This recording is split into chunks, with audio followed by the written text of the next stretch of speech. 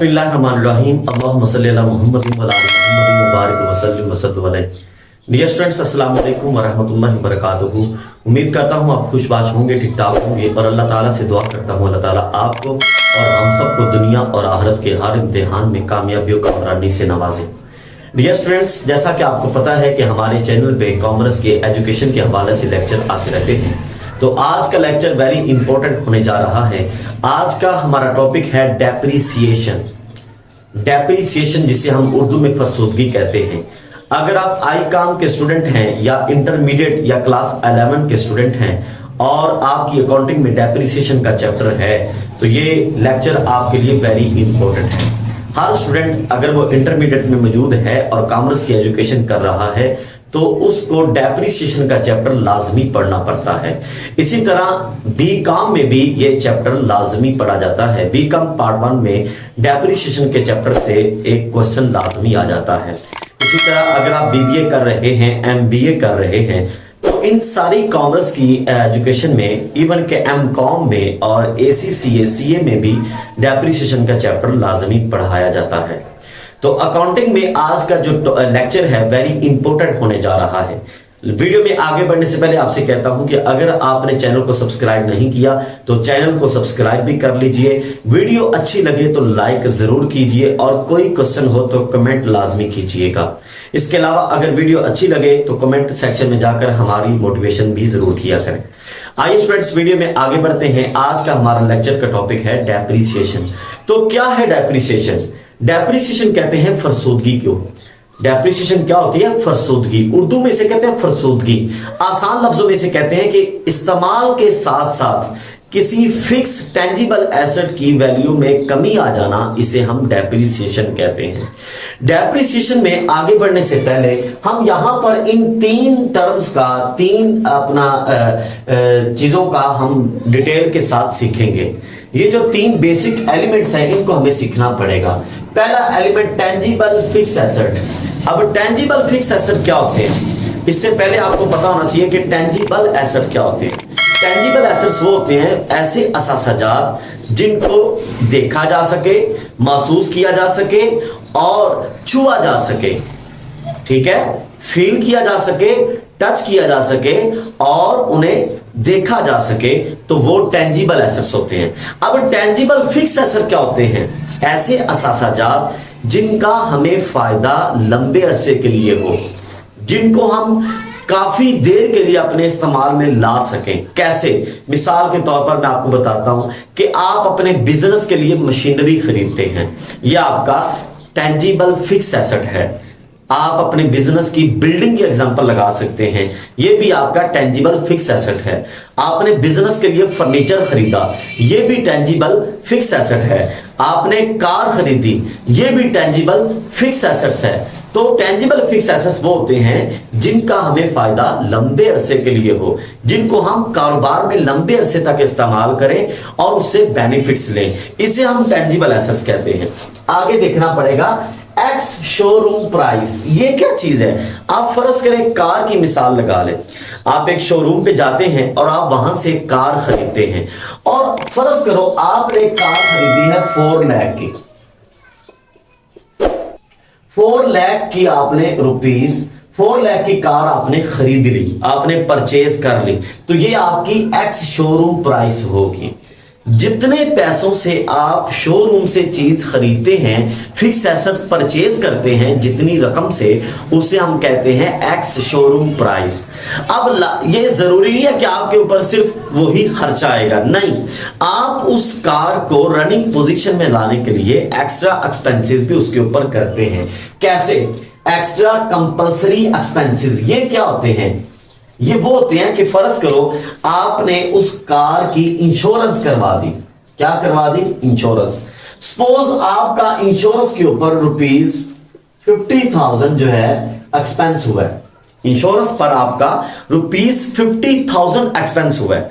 4 लाख की आपकी car ex showroom price थी और 50,000 उसके ऊपर आपने उसकी इंश्योरेंस करवा ली। उसके बाद क्या किया कि आपने उस कार को मजीद उसको खूबसूरत बनाने के लिए कुछ उसके ऊपर एक्सपेंस कर दिए, आपने स्टिकर्स वगैरह लगवा दिए, या टायर आपने उससे भी अच्छी क्वालिटी के लगा दिए, या आपने उसकी सेफ्टी के लिए कुछ एक्स्ट्रा चीजें जो है ना, मिरर्स आपने उससे हाई क्वालिटी के लगा दिए इस तरह, या उसमें आपने अपना म्यूजिक इंस्टॉल करवा दिया, तो वो जो एक्सपेंस आपके हुए, फर्ज करें वो आपके एक्सपेंस प्लस ₹50,000 के आपके वो वाले एक्सपेंस हो गए। अब वो जो कार आपको एक्स शोरूम प्राइस है 4 लाख, और बाकी जो एक्स्ट्रा एक्सपेंसेस हैं वो आपके 1 लाख के हो गए हैं उसके ऊपर। अब टोटल आपको जो कार पड़ेगी वो ₹5 लाख की पड़ेगी, ₹5 लाख। टोटल आपको जो वो कार है वो 5 लाख रुपए की पड़ी है।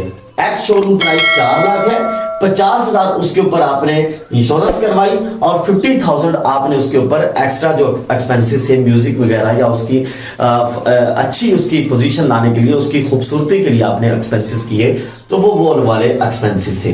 टोटल अगर कल को आपसे पूछा जाएगा कि यार ये कार आपकी कितने की है, तो अगर आप कह देते हो नहीं ये कार 4 लाख की है, तो वो बंदा अगर आपसे ये कह दे कि भाई आप 4.5 लाख की मुझे दे दे, तो आप सेल कर दोगे?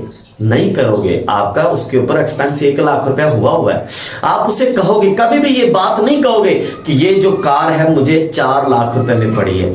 आप उसे बताओगे भाई ये कार जो है ये 5 लाख में मुझे पड़ी है, ₹5 लाख में ये कार मैंने टोटल खरीदी है। तो टोटल ये जो कार है ये आपको 5 लाख में पड़ी।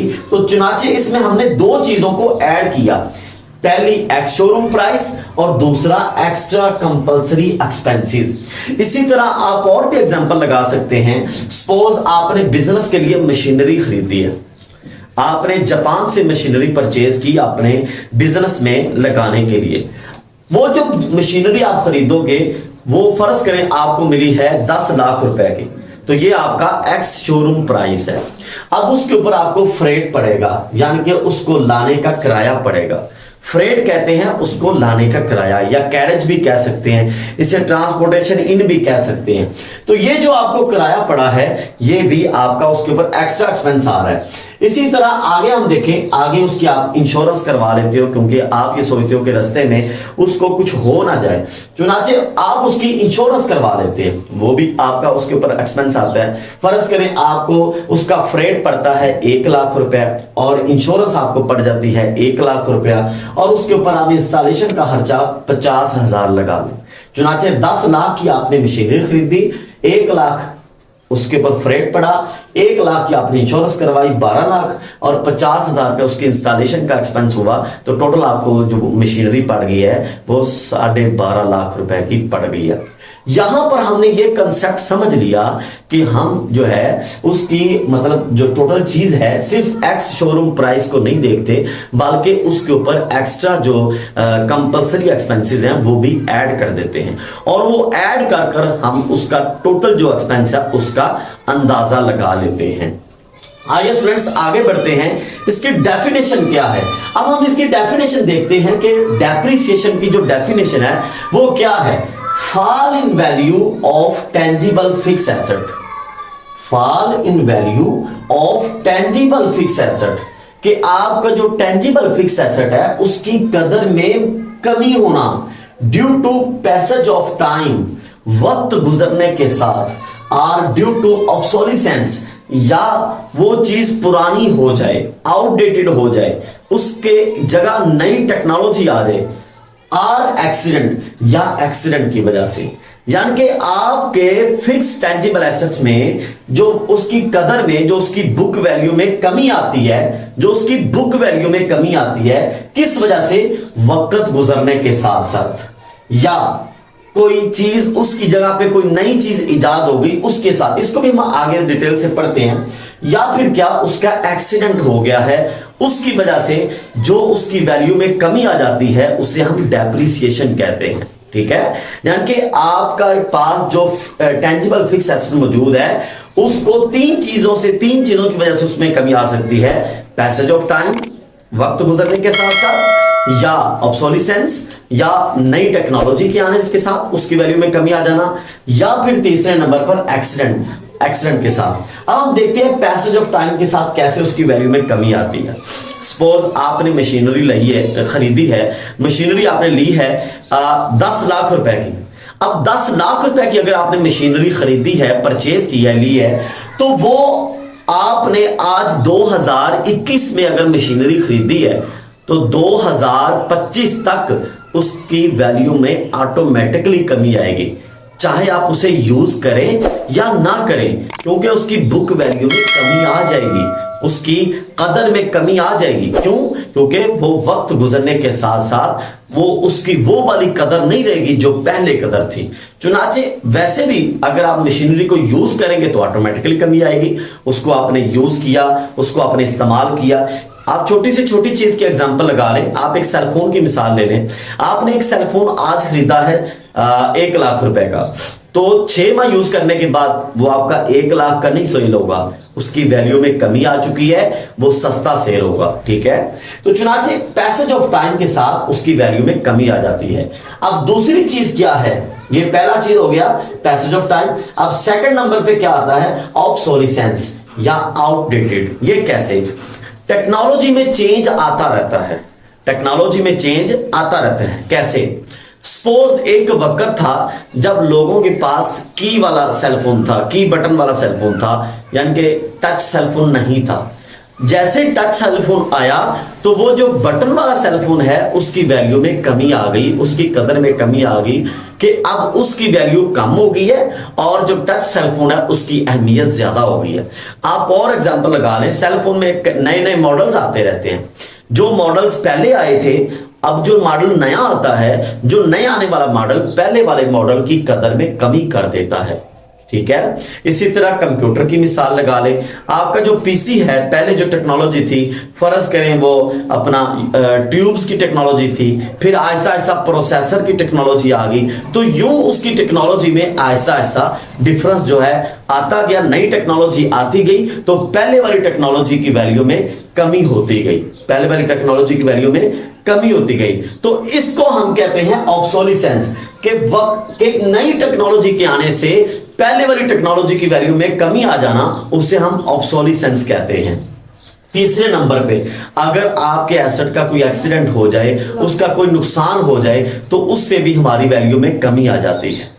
हमारा अगर किसी चीज का एक्सीडेंट हो जाए तो उससे भी हमारी वैल्यू में कमी आ जाती है। तो इसे हम कहते हैं डेप्रिसिएशन जो है, 3 चीजों की वजह से कमी आ जाती है। पहली वजह से पैसेज ऑफ टाइम, वक्त गुजरने के साथ, दूसरा ऑब्सोलिसेंस, आउटडेटेड, पुरानी टेक्नोलॉजी होने के साथ, या तीसरे नंबर पे एक्सीडेंट, किसी चीज का एक्सीडेंट हो जाए तो उससे भी आपकी वैल्यू में कमी आ जाती है। आइए स्टूडेंट्स, हम आगे बढ़ते हैं। इसके फीचर्स क्या हैं, बेसिक एलिमेंट्स क्या हैं, इसके फीचर्स क्या हैं डेप्रिसिएशन के। जी स्टूडेंट्स, अब आगे बढ़ते हैं कि डेप्रिसिएशन के बेसिक एलिमेंट्स क्या हैं या इसके फीचर्स क्या हैं। तो डेप्रिसिएशन का जो फर्स्ट फीचर है वो है कंटिन्यूइंग। कंटिन्यूइंग का मतलब है मुसलसल।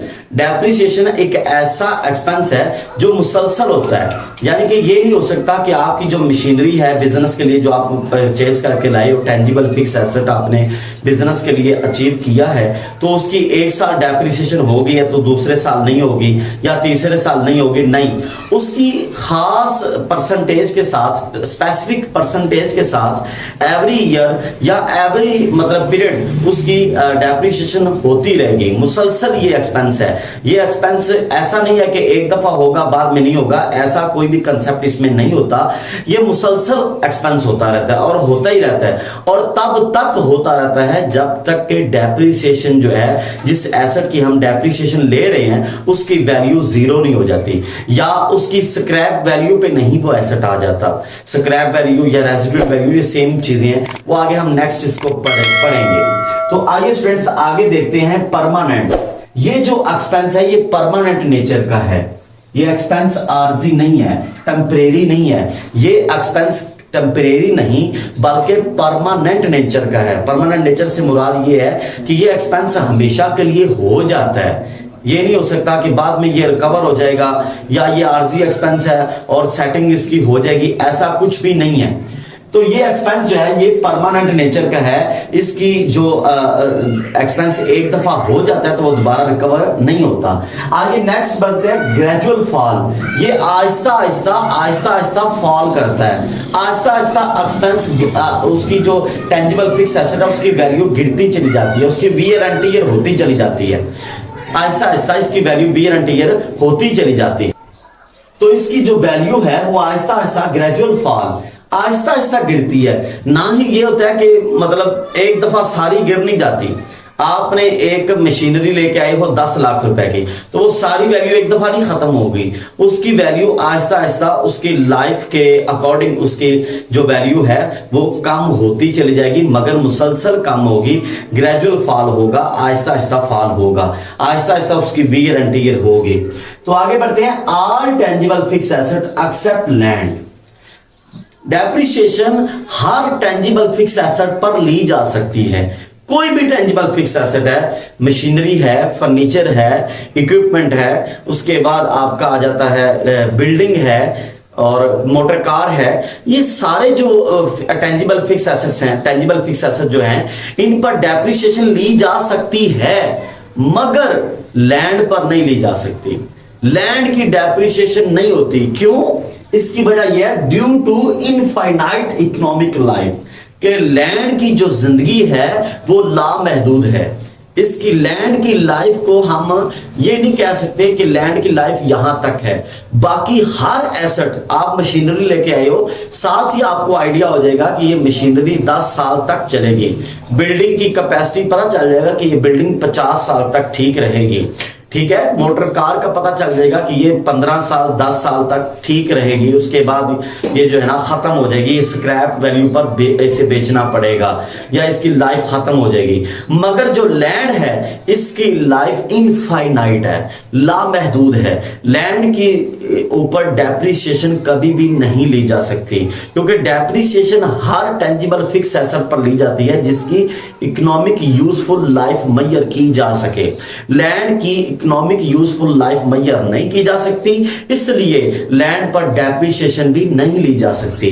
नेक्स्ट हम देखते हैं स्टूडेंट्स, नेक्स्ट आगे बढ़ते हैं। Due to expense debit in profit and loss account. क्योंकि ये एक्सपेंस है इसलिए ये प्रॉफिट एंड लॉस अकाउंट में डेबिट होगा। जितने भी एक्सपेंसेस होते हैं वो प्रॉफिट एंड लॉस अकाउंट में डेबिट होते हैं, ठीक है।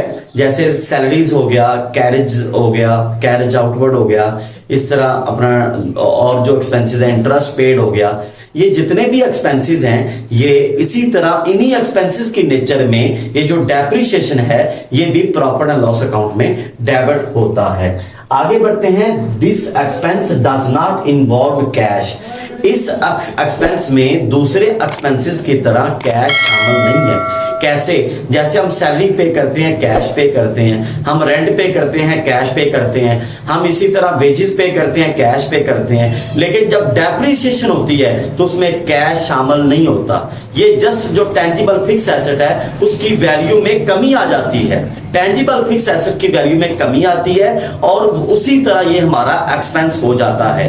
तो लिहाजा ये वो एक्सपेंस है जिसमें किसी भी तरह कैश इन्वॉल्व नहीं है, ना कैश इन्वॉल्व है ना बैंक इन्वॉल्व है। ये होता कैसे है कि हमने फिक्स एसेट परचेज किया और उसको हमने इस्तेमाल किया, उसकी वैल्यू में कमी आ गई, तो यूं हमारा एक्सपेंस कंसीडर हो जाता है। उसके बाद आगे बढ़ते हैं। Used only for tangible fix asset. ये मैंने ऑलरेडी आपको बार बार बता चुका हूं कि ये भी इसका फीचर है डेप्रिसिएशन का। ये टेंजिबल फिक्स एसेट पर डेप्रिसिएशन होती है, ठीक है। टेंजिबल फिक्स एसेट पर डेप्रिसिएशन होती है, करंट एसेट्स पर डेप्रिसिएशन नहीं होती। अब करंट एसेट्स क्या होते हैं वो भी आपको बताता चलूं। जैसे कैश हो गया, बैंक हो गया, अकाउंट रिसीवेबल हो गए, ये आपके करंट एसेट्स हैं। लिहाजा ये करंट एसेट्स पर डेप्रिसिएशन नहीं होती। डेप्रिसिएशन ओनली जो है फिक्स एसेट पर होती है, as like motor car, machinery, building, furniture etcetera. तो इन एसेट्स पर जो टेंजिबल फिक्स एसेट्स हैं इन पर डेप्रिसिएशन होती है। लास्ट में आता है reduces the book value not market value. ये बुक वैल्यू को रिड्यूस करता है, मार्केट वैल्यू को रिड्यूस नहीं करता। मार्केट वैल्यू आपकी चेंज हो सकती है। कैसे? आपने मशीनरी खरीदी थी 4 लाख रुपए की, उसके ऊपर आपका एक्स्ट्रा जो एक्सपेंसेस आए वो 1 लाख रुपए, मशीनरी आपको पड़ गई 5 लाख रुपए में। आपने बुक वैल्यू क्या होती है? बुक वैल्यू वो होती है, वो वैल्यू जो हम बुक्स ऑफ अकाउंट्स में दर्ज करते हैं। हमने 5 लाख रुपए से ये जो मशीनरी है बुक्स ऑफ अकाउंट्स में दर्ज की।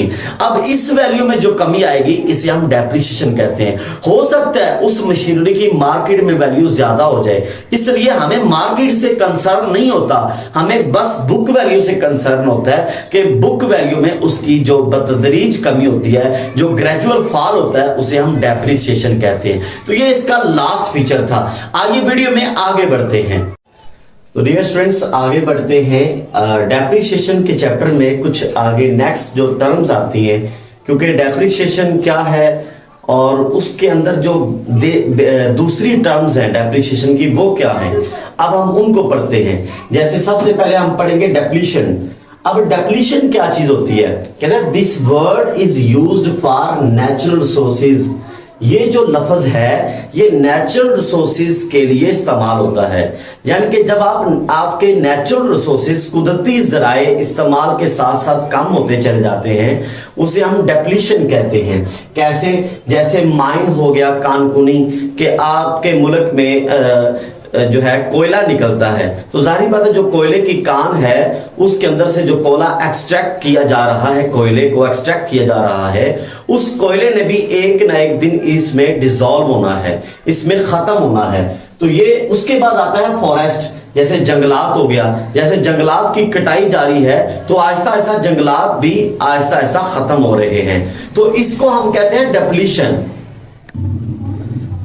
जैसे फॉरेस्ट, जंगलात, जाहिर बात है जंगलात की अगर कटिंग होगी तो जंगलात आहिस्ता आहिस्ता डिसॉल्व हो जाएंगे, आहिस्ता आहिस्ता खत्म हो जाएंगे। तो कुदरती जराए में जो कमी आती है उसे हम डेप्लीशन कहते हैं। डेप्लीशन के बाद आगे जो नेक्स्ट टर्म है अमोर्टाइजेशन।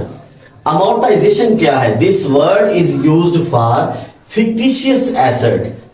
ये उन असासाजात के लिए वर्ड इस्तेमाल होता है जैसे आपके इनटेंजिबल एसेट्स जो होते हैं, आपके गुडविल है, आपकी बिजनेस की जो गुडविल है, अगर आपकी गुडविल में आहिस्ता आहिस्ता कमी आ रही है तो उसे हम कहेंगे अमोर्टाइजेशन। ये अमोर्टाइजेशन हुई है। इसी तरह कॉपीराइट, आपने किसी चीज के कॉपीराइट अचीव किए हैं तो उन कॉपीराइट्स में आहिस्ता आहिस्ता कमी आई है, ठीक है, तो उसको हम कहते हैं अमोर्टाइजेशन।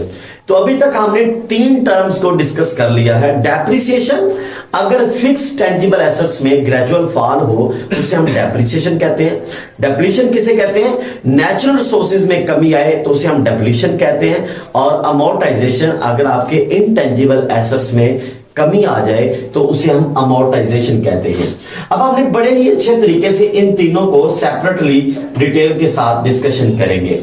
डेप्रिसिएशन तो हमने पहले ही आपको बता दिया कि डेप्रिसिएशन की जो रीजंस हैं, डेप्रिसिएशन होती क्यों है। जाहिर बात है जो एसेट हम यूज कर रहे हैं, हम बार बार डेप्रिसिएशन का जिक्र कर रहे हैं, किसी भी फिक्स टेंजिबल एसेट की डेप्रिसिएशन होती क्यों है, तो उसकी फर्स्ट रीजन है फॉल इन वैल्यू, उसकी वैल्यू में कमी आती चली जाती है। दूसरी रीजन है यूजेज ऑफ टाइम, वक्त गुजरने के साथ साथ उसकी कदर में कमी हो जाती है। तीसरी रीजन क्या है? ऑब्सोलिसेंस, किसी नई टेक्नोलॉजी के इजाद से पुरानी टेक्नोलॉजी की वैल्यू में कमी आ जाती है। और चौथी जो रीजन हो सकते हैं वो है एक्सीडेंट। अल्लाह ना करे अगर एक्सीडेंट हो जाए, कोई अर्थक्वेक आ गया या कोई मतलब उसके बाद आग लग गई है या कोई और इशू बन गया है आपकी फैक्ट्री में, जिसकी वजह से कोई ऐसा अब नॉर्मल इंसिडेंट हुआ है जिससे एक्सीडेंट हो गया और आपका जो फिक्स टेंजिबल एसेट है वो डैमेज हो गया, वो तबाह हो गया, तो उसको भी हम डेप्रिसिएशन कहेंगे। तो डेप्रिसिएशन 4 चीजों से कम होती है। फॉल इन वैल्यू, उसकी कदर में कमी हो जाना, यूजेज ऑफ टाइम, वक्त गुजरने के साथ साथ उसकी वैल्यू कम हो जाना, ऑब्सोलिसेंस और नई टेक्नोलॉजी के इजाद से उसकी वैल्यू कम हो जाना, या एक्सीडेंट से।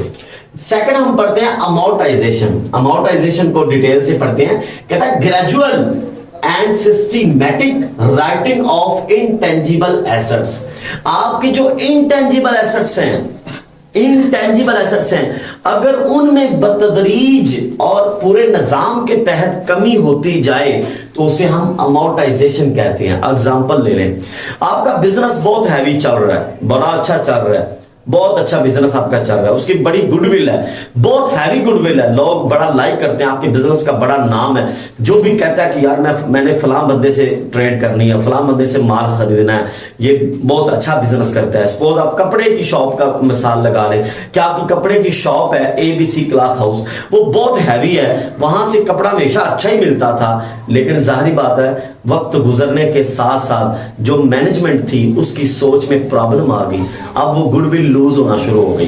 वो गुडविल कैसे लूज हो सकती है? हो सकता है मैनेजमेंट की पॉलिसीज अच्छी ना हो, ठीक है। उसके बाद हो सकता है आपके जो कंपेटिटर्स आ जाए वो आपसे भी अच्छी प्रोडक्ट को सेल कर रहे हो, तो उसकी जो वैल्यू है, उसकी जो गुडविल है, उसमें आहिस्ता आहिस्ता बतदरीज ग्रेजुअल फॉल होता जाएगा।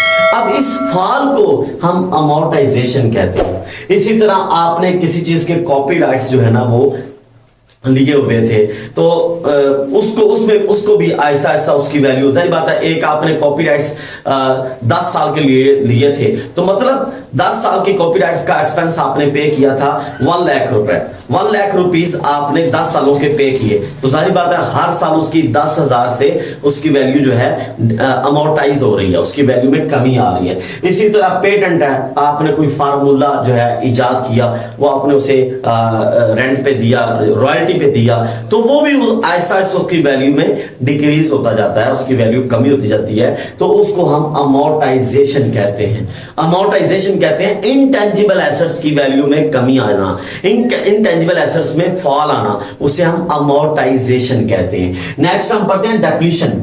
अब डेप्लीशन पहले भी हमने इसका डिस्कस किया था कि it is measure of exhaustion of wasting assets, कि जो आपके वास्टिंग एसेट्स हैं, वास्टिंग एसेट्स क्या, जो नेचुरल रिसोर्सेज हैं, जो कुदरती जराए हैं, अगर उनकी वैल्यू में कमी आती जाती है तो उसे हम डेप्लीशन कहते हैं। देखें जितने भी कुदरती जराए हैं, आप गैस की एग्जांपल लगा लें, आप ऑयल की एग्जांपल लगा लें, आप कोयले की एग्जांपल लगा लें, आप कोक ईंधन वगैरह की एग्जांपल लगा लें, किसी भी चीज की एग्जांपल लगा लें, जो कुदरती जराए हैं, जंगलात हैं, तो उनकी वैल्यू में आहिस्ता आहिस्ता कमी आती जाती है बतदरीजनी।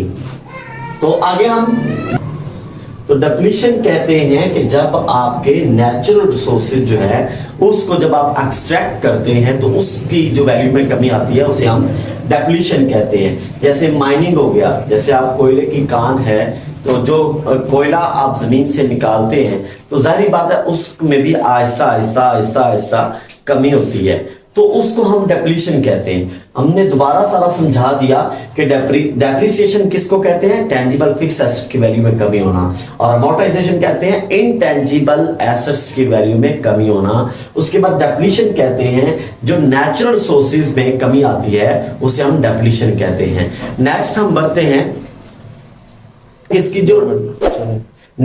जो टर्म्स हैं वो दो हैं, एक है डेप्रिसिएशन और एक है डेप्रिसिएशन अकाउंटिंग। डेप्रिसिएशन को हमने अच्छी तरह डिस्कस कर लिया कि डेप्रिसिएशन क्या है। अब हम डिस्कस करेंगे कि डेप्रिसिएशन अकाउंटिंग क्या है, कि कैसे हम डेप्रिसिएशन कैलकुलेट कैसे करते हैं, डेप्रिसिएशन को फाइंड आउट कैसे करते हैं।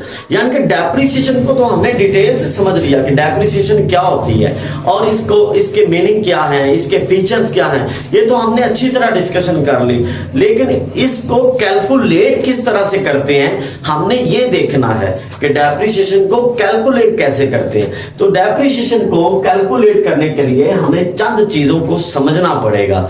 पहली चीज है कॉस्ट प्राइस। कॉस्ट प्राइस मैंने आपको पहले ही बता दिया कि आपकी ex showroom price plus extra compulsory जो एक्सपेंसेस होते हैं उसको हम कॉस्ट प्राइस कहते हैं। जितने की आपको वो एसेट पड़ता है, जितने का आपको फिक्स टेंजिबल एसेट आपने परचेज किया और उसके ऊपर एक्सपेंस आए, तो टोटल उसकी जो बुक वैल्यू है उसे हम हिस्टोरिकल कॉस्ट भी बोलते हैं, तो उसको हम कहते हैं कॉस्ट प्राइस। अब कॉस्ट प्राइस से स्क्रैप वैल्यू क्या होती है? स्क्रैप वैल्यू के 3 नाम है, स्क्रैप वैल्यू, रेजिडुअल वैल्यू और salvage value. Scrap value, residual value और सैल्वेज वैल्यू।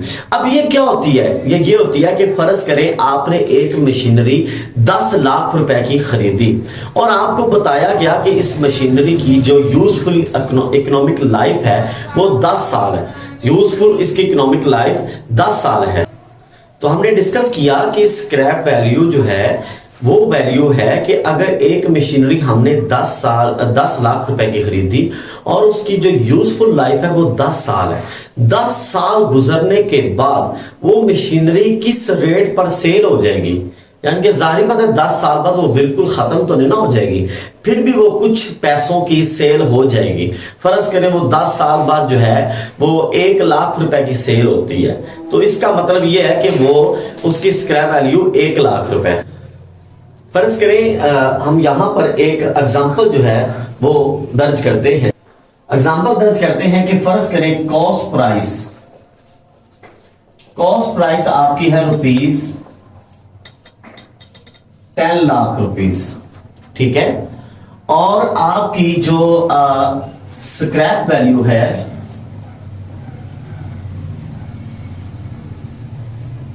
वो है रुपीस 1 लाख। 10 लाख रुपया आपकी मशीनरी की कॉस्ट प्राइस है और 1 लाख रुपया उसकी स्क्रैप वैल्यू है, और यूजफुल लाइफ कितनी है? यूजफुल लाइफ वो है 10 ईयर्स। 10 ईयर्स उसकी यूजफुल लाइफ है। इसकी यूजफुल लाइफ जो है वो 10 ईयर्स है। अब मशीनरी की cost price 10 lakh minus 1 lakh इसकी स्क्रैप वैल्यू। अब 10 लाख में से 1 लाख लेस करेंगे तो 9 लाख बचेगा। 9 लाख को 10 पे तकसीम करेंगे तो रुपीस 90,000 इसकी पर ईयर डेप्रिसिएशन आ जाएगी। तो नतीजा ये निकला। अब डेप्रिसिएशन अकाउंटिंग हम दोबारा रिपीट करते हैं कि डेप्रिसिएशन अकाउंटिंग क्या है कि आप कॉस्ट प्राइस में से स्क्रैप वैल्यू लेस करके उसकी यूजफुल इकोनॉमिक लाइफ पर डिवाइड करके जो चीज एलोकेट करते हो उसे हम डेप्रिसिएशन कहते हैं। तो डेप्रिसिएशन अकाउंटिंग मुझे उम्मीद है आपको अच्छी तरह समझ आ गई होगी। तो डेप्रिसिएशन अकाउंटिंग कहते हैं किसी चीज की कॉस्ट प्राइस में से उसकी रेजिडुअल वैल्यू जो है वो लेस करके और उसकी यूजफुल इकोनॉमिक लाइफ पे डिवाइड करना, उसे हम डेप्रिसिएशन कहते हैं। जैसे हमने यहाँ पे कंप्लीट एग्जांपल ली एक मशीनरी की कि एक मशीनरी की कॉस्ट प्राइस में पड़ती है 10 लाख और उसकी स्क्रैप वैल्यू 1 लाख और यूजफुल लाइफ उसकी 10 साल। तो इसको टोटल हमने फार्मूले में पुट किया तो हमारी 1 साल की जो डेप्रिसिएशन आ रही है वो 90,000 आ रही है। जी स्टूडेंट्स, आइए अब देखते हैं कि डेप्रिसिएशन अकाउंटिंग की डेफिनेशन क्या है। एक इंस्टीट्यूशन है AICPA, American institute of certified public accountants. American institute of certified public accountants. इस इंस्टीट्यूशन ने डेप्रिसिएशन अकाउंटिंग की क्या डेफिनेशन पेश की है? कहता है depreciation accounting is a system of accounting which aim to distribute cost are the basic value of tangible capital assets। कि डेप्रिसिएशन अकाउंटिंग एक निजाम है अकाउंटिंग का, ऐसा निजाम है कि जिसका मकसद यह है distribute cost or basic value of tangible capital assets, के टेंजिबल कैपिटल एसेट की जो वैल्यू है वो डिस्ट्रीब्यूट करता है। कैसे, किस पे डिस्ट्रीब्यूट करता है? लेस सैल्वेज वैल्यू, कि वो जो कॉस्ट है उसमें से सैल्वेज वैल्यू लेस करके over the estimated useful life of the unit, कि उसकी जो इकोनॉमिक यूजफुल लाइफ है उस पर तकसीम कर देता है, डिवाइड कर देता है। तो बेसिकली बात वही है जो ये कह रहा है, जो हमने पहले बयान की कि जो डेप्रिसिएशन है वो फिक्स टेंजिबल एसेट की कॉस्ट माइनस स्क्रैप वैल्यू या रेजिडुअल वैल्यू या सैल्वेज वैल्यू, एक ही चीज के 3 नेम हैं, तो उसको डिवाइड हम करते हैं इकोनॉमिक यूजफुल लाइफ पर। तो फिर इन आ सिस्टमैटिक एंड रैशनल मैनर, एक पूरे निजाम के तहत उसको हम कहते हैं डेप्रिसिएशन। उसको क्या कहा जाता है? डेप्रिसिएशन कहते हैं। एक पॉइंट और नोट कर लें, it is a process of allocation and not valuation. ये प्रोसेस जो है ये एलोकेशन के लिए होता है, वैल्यूएशन के लिए ये प्रोसेस नहीं होता।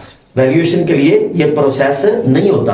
अब सवाल ये पैदा होता है कि हमने इतनी देर आपको ये लेक्चर दिया, लोग इतनी मेहनत से आईकॉम या इंटरमीडिएट में या बैचलर में डेप्रिसिएशन सीखते हैं, उसकी वजह क्या है, उसके मकासद क्या हैं, डेप्रिसिएशन सीखकर हमें हासिल क्या होता है, हम क्या चीज अचीव करने के लिए डेप्रिसिएशन को सीखते हैं। आइए हम देखते हैं डेप्रिसिएशन के ऑब्जेक्टिव्स क्या हैं, इसके मकासद क्या हैं। मकासद की तरफ बढ़ते हैं। सबसे पहला मकसद to determine correct profit and loss account. अब आपको पता है कि डेप्रिसिएशन एक एक्सपेंस है, जब तक हम इसे प्रॉफिट एंड लॉस अकाउंट में डेबिट वाली साइड पर नहीं शो करेंगे तो हमारा correct profit and loss account नहीं आएगा। इसलिए अपने करेक्ट प्रॉफिट और लॉस को मालूम करने के लिए हमें डेप्रिसिएशन मालूम करना होती है, ताकि हम इस डेप्रिसिएशन को एसेट वाली साइड पर शो कर सके और हमारा जो प्रॉफिट या लॉस है वो करेक्ट शो हो सके। अब उसके बाद आगे देखते हैं to determine the cost of production, कि हमारी जो प्रोडक्शन की कॉस्ट है उसको डिटरमाइन करने के लिए कि हमारी प्रोडक्शन की जो रियल कॉस्ट है, कॉस्ट ऑफ गुड्स सोल्ड है, वो कितनी आई है। जब तक हम डेप्रिसिएशन मालूम नहीं करेंगे हमारी करेक्ट कॉस्ट ऑफ प्रोडक्शन नहीं आएगी। नेक्स्ट आगे बढ़ते हैं to show a true and fair view of the financial position. Show true and fair view of the financial position. अब फाइनेंशियल पोजीशन हम कैसे मेजर करते हैं कि आपकी जो बैलेंस शीट है वो करेक्ट होनी चाहिए। आपकी जो फाइनेंशियल स्टेटमेंट्स हैं, आपकी फाइनेंशियल स्टेटमेंट्स जो है उसमें बैलेंस शीट एक कंपलसरी और बेसिक जो एलिमेंट है वो बैलेंस शीट है। बैलेंस शीट को देखकर आपको सही अंदाजा हो जाता है कि इस बिजनेस की फाइनेंशियल पोजीशन क्या है। अब बैलेंस शीट में अगर हम एसेट में से डेप्रिसिएशन लेस नहीं करेंगे तो वो एसेट ज्यादा शो हो रहा होगा, जो कि हमारी ट्रू एंड फेयर व्यू नहीं पेश कर रहा। लिहाजा ट्रू एंड फेयर व्यू पेश करने के लिए हमें बैलेंस शीट में डेप्रिसिएशन को शो करना पड़ेगा। अगर डेप्रिसिएशन शो होगी फिर ट्रू एंड फेयर व्यू होगा, अगर डेप्रिसिएशन शो नहीं होगी फिर ट्रू एंड फेयर व्यू पेश नहीं होगा, क्योंकि फिर हमारा एसेट मैक्सिमम अमाउंट से या ज्यादा अपनी कॉस्ट से शो हो रहा होगा, जबकि वो एसेट जो है वो रिड्यूस हो चुका है, उसकी वैल्यू कम हो चुकी है क्योंकि उसकी डेप्रिसिएशन हो चुकी है।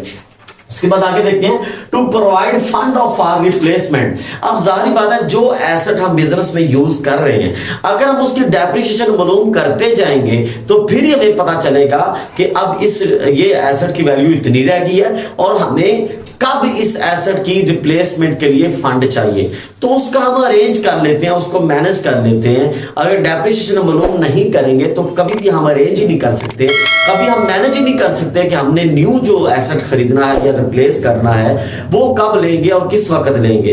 तो डेप्रिसिएशन हमें ये मदद देता है कि हम एसेट की जो रिप्लेसमेंट है वो भी क्लियर कर लेते हैं। To comply with legal provision, और ये लीगल प्रोविजन के लिए भी जरूरी है, ठीक है। लॉ रिक्वायर करता है, जो इंटरनेशनल अकाउंटिंग स्टैंडर्ड है जो IAS के तहत भी डेप्रिसिएशन मालूम करनी चाहिए, ठीक है। आप इनकम टैक्स के लॉ के तहत देख लें, ये लॉ की रिक्वायरमेंट है कि आप बिजनेस में डेप्रिसिएशन को मस्ट मालूम करें और उसको उसमें से एसेट्स में से रिड्यूस करें, माइनस करें, लेस करें। तो स्टूडेंट्स ये आज का लेक्चर था डेप्रिसिएशन के हवाले से, हमने आपको डिटेल के साथ डेप्रिसिएशन के बताया। आइए अब इस लेक्चर की रिवीजन करते हैं। तो हमने आज के लेक्चर में जो कुछ पढ़ा उसको हम रिपीट कर रहे हैं सरसरी सा। सबसे पहले हमने सीखा डेप्रिसिएशन क्या होती है और इसका क्या मानी है, इसको क्या कहते हैं। तो हमने इसके बारे में ये सीखा कि Aahista Aahista fix tangible assets की वैल्यू में जो कमी होती है उसे हम डेप्रिसिएशन कहते हैं। फिर हमने उसके फीचर्स सीखे, फिर हमने डेप्रिसिएशन सीखा, अमोर्टाइजेशन सीखा, डेप्लीशन सीखा। देन उसके बाद हमने उसकी रीजंस सीखी कि ये डेप्रिसिएशन होती क्यों है, और फिर उसके ऑब्जेक्टिव्स, उसके मकासद सीखे। और फिर हमने देखा कि डेप्रिसिएशन के लिए बेसिक चीजें क्या थी, बेसिस इसकी क्या है। सबसे पहले है ओरिजिनल कॉस्ट इसकी होनी चाहिए, माइनस स्क्रैप वैल्यू होनी चाहिए और divided by life of asset होना चाहिए। तो स्टूडेंट्स पूरी उम्मीद करता हूं कि आज के इस डिटेल लेक्चर में आपको डेप्रिसिएशन के मुतल्लिक तमाम मालूमात मिल चुकी होगी। इससे अगला जो लेक्चर होगा वो डेप्रिसिएशन के मेथड के बारे में लेक्चर होगा कि डेप्रिसिएशन के कितने मेथड हैं और इसके बारे में हम डिटेल से लेक्चर आपको देंगे। देंगे। तो स्टूडेंट्स, अगर वीडियो अच्छी लगी है तो लाइक भी कीजिए और आगे दोस्तों को शेयर भी कीजिएगा। चैनल को सब्सक्राइब करना मत भूलिए। दुआ करता हूं अल्लाह ताला आपको हमेशा खुशबाश रखे। आमीन सुम्मा आमीन। अल्लाह हाफिज।